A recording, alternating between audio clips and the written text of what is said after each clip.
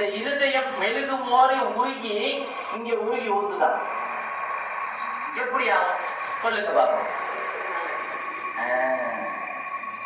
சவுக்கு நாள் அடிச்சதுல இவ்வளவு ஆகி போச்சு. இருதயம் அடிச்சு அடிச்சு இந்த எலும்பெல்லாம் அடிச்சு தோல் பிரிஞ்சு சதை பிரிஞ்சு எலும்புதான் பாதுகாப்பா இருக்குது.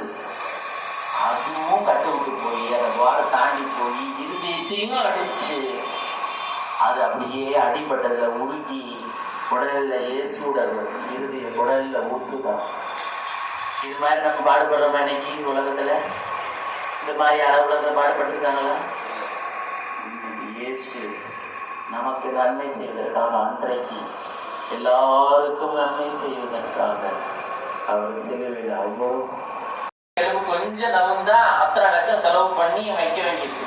பிளேட்டை வை, அதை வை, இதை வை, எவ்வளவு செலவு பண்ணி திரும்ப காப்பாற்ற வேண்டியது.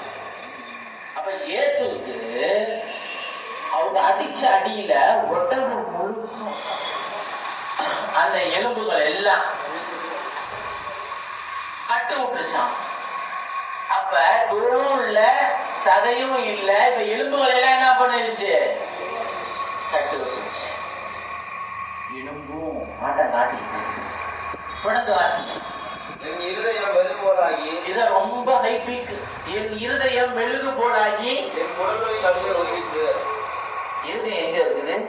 இருதயம் எங்கிட்டு இருக்கா? எங்கிட்டு இருக்கா? அப்படிதான் இயேசு சிலுவையில தொங்குறார். The real crucified Jesus, சிலுவையில் அறையப்பட்ட உண்மையான இயேசு தான். அப்ப யோசிச்சு பாருங்க, தலையில கண்டத்துல அடி,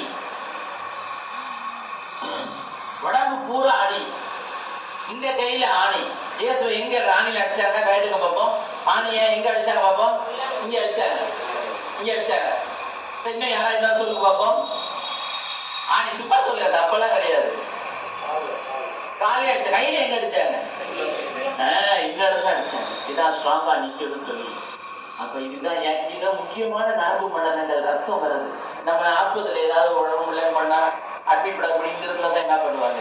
ஏதாவது ரத்தம் இருக்குன்னா ரத்தம் நிறைய வரும். ஏன்னா ஐவி இந்த இடத்துல நரம்புகள் இந்த இடத்துல தான் இருக்குது. அதனால இந்த இடத்துல பெரிய இந்த வேன்ஸ் தான் ஏசி இப்படியான எண்ணம்